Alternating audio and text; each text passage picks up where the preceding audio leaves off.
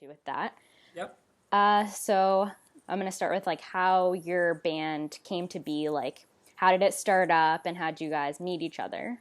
Go for it, Ian. Sweet. Well, I guess like the official start date of our band is July 1st, so Canada Day. All right. But we played in bands. You kind of when you're younger and you're like 15, 16, you're playing your first band. You start playing shows, and your band plays shows with other bands, and through a long kind of maze of shows and such, kind of Brock and I met and kind of figured that our interests and our goals were aligned, and we felt like let's start a band. We got along. We like the same kind of bands. We like the same kind of music, and so that's really like Yeah, there's no secret. Like we didn't meet on eHarmony or anything like that. there was no like Tinder date happening. Yeah, Or pretty standard meeting, but it's laid the groundwork for many happy years, right? yeah, and I mean like I was just thinking about this like last night. Like I think we've always kind of celebrated our like band birthday on the road. Like, Yep. I really think it's been like every year since we've been either like playing a show or away on the road. So All right. Shinfo. And how did you guys come up with the name? Is there any significance, or just sounded cool, or like? I think. Well, I mean, are really into video games. It's that thing in video games where you get double experience. You can like level up faster. So we used to be called something different, and another band had that name. So we tried to pick a name that was a bit more unique than our old band name. So. All right. And with like the writing, who does that? Do you do it all together? And where do your inspirations come from? Yeah, we definitely do it all together as opposed to like a top down approach. Okay. And in terms of inspiration, like we don't really listen to like music to get inspired. It is just like watching movies, watching TV shows, Netflix, playing video games, because we figure a lot of other bands out there list their musical influences, and it only gets you so far before you have to kind of get outside the box and Yeah. get inspiration. Yeah. Yeah, I mean, because like you listen to bands, right, and you go like, oh, like I love Queens of the Stone Age. I mean, like we're huge Queens of the Stone Age fans, but I find like going into like a writing session, if you've been listening to Queens of the Stone Age for the last 6 weeks, you're gonna come in and accidentally rip off a Queen song. Yeah. So if we're gonna rip anything off, it may as well be like sci-fi. Yeah, something non-musical. Yeah, something neat. All right. And what are your rehearsals like? And like, how often do you have time to rehearse? We try and do it almost every day. Like we with the place we have has like a separate building to rehearse in. So it's one of those things where you wake up, you get coffee, and then you just go right in. And if you want to rehearse the set, you can do that. You can write. We try and make it's almost like an environment where we go in every day and we just sort of see. What shakes loose. Yeah, as opposed to have to like move the living room furniture out of the way and have band practice, like schedule it. It's very free. We can just go in there, and if we want to practice, we do. And if we don't, maybe some days we just, watch Netflix instead. And, Yeah. So right now, is the band like a full-time job for you guys? Are you doing anything else, or? No, it's definitely like it's our 9 to 9, if you want to call it that. I mean it's something, it doesn't sleep, right? I mean, like we sleep weird hours, we eat weird hours, and I just think it's just there's so many things going on in the band in terms of like this new record that's coming up, writing for future things, getting ready for the tour, working on merch, all that like really boring crap that nobody ever told me would happen when I started a band. That's going on all the time, and it's like it's so overwhelming that like between Brock and myself and the other people involved in our band and otherwise, there's more than the hours in the day. Yeah. So I'm going to take you back to like the first time you ever performed together. I just want you to tell me a bit about what that was like and where the show was, how you guys felt then. It was on a festival in Canada Day, and we had probably rehearsed like twice before it. Because like you said, like our bands had played together, but we sort of decided like we should like play music as a group. Yeah. And then before we knew it, we were on stage, and yeah, it was just wild. But that's kind of set the pace for everything else, where our first show up into the most recent show we've played has always been kind of spontaneous, and we don't really think about it too much other than let's just do this and go on to the next one sort of thing. Yeah, I mean it was a unbelievably hot. There's this like long story short, where the show was, it was like in front of Canada's oldest railway tunnel, and so they opened it up to the bands to like go hang out in after. And I just remember the day was like, probably 30 degrees outside, and when you're shaking your junk on stage, you certainly get like even warmer than that. I just remember going to this like tunnel, and it was like really cold in the tunnel, and you could like see like the steam like rising off. Yeah, it like, was a hot day. yeah, it was yeah, but Yeah, it's a good show. All right. And so now, like when you perform, like do you guys have any songs that you perform really often, and do you do any covers or anything like that? We found that when you're playing to people for the first time and like overseas somewhere, the language barrier of our own lyrics like only gets you so far. So you kind of have to do that olive branch of we're gonna play like an AC/DC song, and everyone's like, I know this fucking song, like I'm into it. So yeah, the covers thing we definitely embrace because it's just that's how we started playing music together. Was just it brings like covers bring people together. If you know a song, you're gonna have a better time than just having some band perform their originals at you for an hour. And so what would you say has been the biggest challenge for you guys as a band?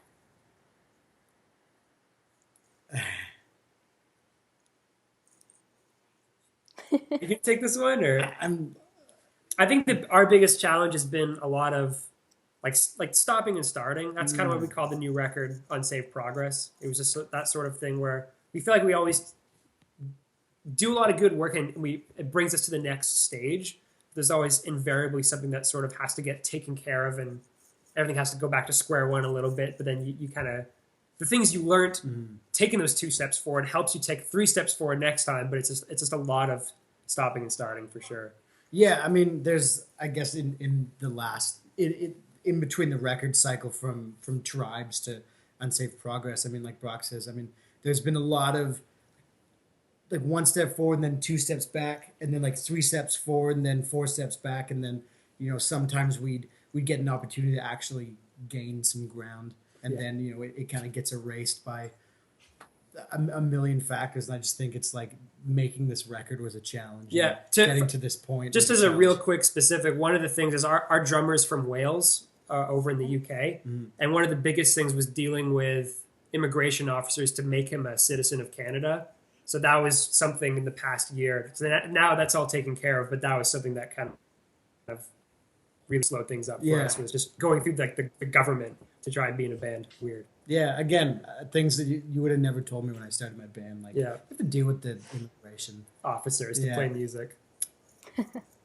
And so in terms of like expanding your fan base, do you find that in the industry it's more like who you know or like how talented you are, or a combination of both? It's 1,000% who you know, because the band's doing stuff, they don't sound good, but they know the right people, and the bands that sound amazing just haven't met the right person, or they didn't go to grade 6 with the right person, and they'll never get anywhere. And it's just, it's one of those sad realities. Yeah, it's, I mean, I think truly exceptional bands, like truly exceptional talents will always find a way to get through. But yeah, by and large, I mean, the Canadian music industry is so small that everybody knows everybody. So it's kind of like if you don't have a leg up, then you'll never get on the podium. And it's like so many incredible bands kind of get stuck in the window, like looking inside to see what else is going on. And I mean, obviously you need a bit of talent, but yeah, like there are bands that are signed to major record labels, the top agencies, and it's like we have like 300 likes on Facebook, and like my mom is my Twitter follower, and like and all that stuff. And then there's like some really incredible bands with like 300,000 followers, a couple million views on YouTube, and it's like no label, they're doing all the booking. I mean, like it's crazy. So that's unfortunately the industry that we're in. But but it proves there's no rules. It's like the Wild West where you could go one way, you could go the other way, and it's all just comes down to how hard you want to work at, however you choose to do it. All right. So now we're in the last section, so we're going to talk a bit about your new album that you were talking about, that you were recording. Yep. So just tell me a bit about that and how it's different from the music that you've already put out. We just got finished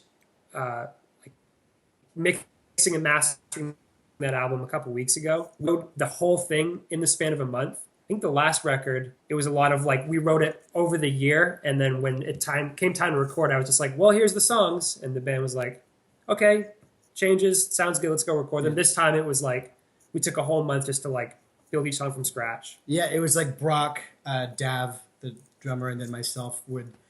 I think we were on like a 10 in the morning, like 6 at night schedule where it's like, all right, we'll see you guys like in the garage, and then between those hours, and then I don't want to like hear from you otherwise. And it would just be like, we'd go in every day and just write and write and write and write. And it was something that we haven't done that style of like writing before. Again, like Brock says, it would be like, oh, I got an idea, let's jam on that, and then kind of sit on it and see what else builds. And going back to that whole lacking the time to do it, where previous recordings were like, fuck guys, we got a week to just get this done. Like let's, write it in a week, record it in a week, release it in a week. But this time we were afforded a bit more of time. So we definitely used it. And I think it's like it is uniquely influenced how the record sounds more than anything. It's like, it's kind of been really nice to see how we've written different records and how they've all kind of like, okay, well, I know why that record sounds like this because we wrote it like that. And I think this record is definitely one of those situations where it sounds the way it does because we had the opportunity to like really dive into things that we may not have otherwise. Okay. And what were your inspirations kind of like behind this album? We, on our last record, like, because we tell people that we're like a nerdy rock band, but people would listen and go like, I hear some nerdy things, but it's not quite nerdy. So this time we were like, you know what? Song about time travel, song about video games, song about Godzilla. We just went down the list of like, what are the nerdiest things we could possibly write about? And it became not only more fun, but it did show like a side of us that we thought were like, well, let's just do like a one line about some nerd. The rest of the song really like, we weren't sure if that was gonna make people feel weird or like, I don't know, it's kind of too nerdy for my taste. But we found that we've made better music, we feel, by just totally embracing that side of us. Yeah, I mean, like our band, like we've always said, our band is like an extension of who we are as people, and it's like I think like we did the best service we could in that sense on this record by, like Brock says, like, when we go on tour, we have like 9-hour conversations about like, yo, in a different universe, like you think we'd be friends or like all that kind of like weird stuff, and it was just cool to like write about that and include things like that in that record. As opposed to about like ex-girlfriends or like leaving your hometown or something. It's like or like pizza. Or, we made it really nerdy and it made for a great record. And do you have any favorite songs off of it? You first. I don't. I mean like I love this record. Like I think in past records I could probably go down a list and say like, this is my favorite song. This is maybe my third favorite song. That's because it's new. You're just being safe. I'm sure, but it's like I certainly like I love this record. I mean, like our first single is going to be called "So Fine." Yeah, and I certainly love that song. But I think just in how we wrote this record, like each song has like different things that I love about them. Like, one song's got like a really cool chorus with like really neat guitar and vocal like weaving in and out, and then others are like, oh, I love the story for that. So it's like it is really hard to pick a.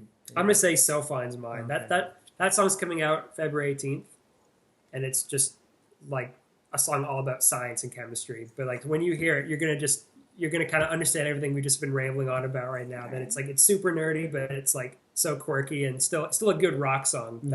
That is my favorite song for sure. Okay. And when is it out? And like, where will you be uploading it for people to purchase? And the record comes out April 8th, and it'll be on iTunes. The Microsoft Store. I mean, like it's just everywhere. Everywhere you can buy music. Google Play. The Google Play, Spotify. Yeah, we're putting it up everywhere, and then we're touring Canada and the UK, and we'll be done all that by June. Okay. And so when is your next show closest to this date, I guess, and where is it? Our next show will be in Toronto on March 11th at the Cavern. Okay. And we're doing like a couple little one-offs leading up to an East Coast tour out in April, and then May is the first day of our UK tour. Mm-hmm. Okay. So I have like three more questions for you guys. The first one is about like your fans. So how important do you think it is to connect with them, and what are the kind of ways you do it that are unique to your group?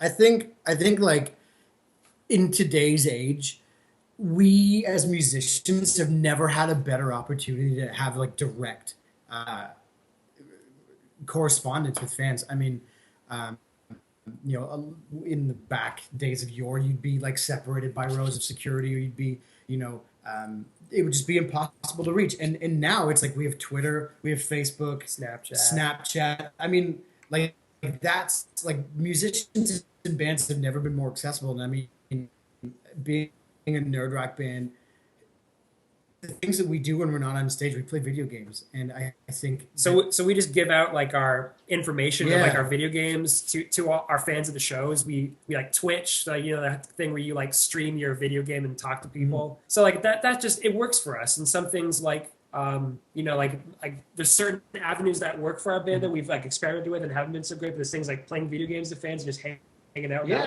that way that have been amazing. And So, I find like they really appreciate it. I mean, we were playing Destiny the other night with like with a couple fans, and it's just so fun to just forget about the band fan relationship and just like you're come having a together, good yeah. time with people. Yeah, for sure. All right. Um, and what are your favorite bands right now? Oh man, I mean, I've been listening to a lot of this like rock pop band from Britain called Don Broco, Oh Jesus. and then I yeah, just them. I got into Muse. Um, a lot of Queens of the Stone Age still. Yeah, I'm the same. It's Yeah. like for me, it's Queens of the Stone Age, Royal Blood, Mm. and First Vows. Those are my three bands right now that I'm pretty into. Although, like I last night, I heard the new like Royal Tusk single. Yeah, It sounded really sweet too. So yeah, that's that's like good too. that's certainly a band that is going to be on my radar for like my new 2016. yeah my new 2016 like iPod listening. Okay. And so my last question is, what advice would you give to bands or musicians that are starting up today that want to go into the industry? What would you tell them? That's easy. I always have the same answer for this question, but it's you have to do music because you love it, and if you love it, the rest is easy. So if you go in expecting anything, you're already expecting too much. You have to just like the music you're playing, who you're playing it with, and just the thought of waking up every day to go and keep doing it. That has to be why you do it. If you say money or fame or I want to go to this country, like you've already missed the point. It has to be because you like it. Yeah, simple as that. Sorry to No, like, no, no, no. I mean, like that's it, really. I mean, That's you it. got to do it because you love it. I mean, there's no money in it, so you have to do it for other things, right? You have to Yeah. do it because it's like you feel good about what you gotta love what you do. Think that doing what we do, that's the only reason you should do it. And then if anything else happens, it's a bonus. But yeah, just play music because you love it, and that's how it should be.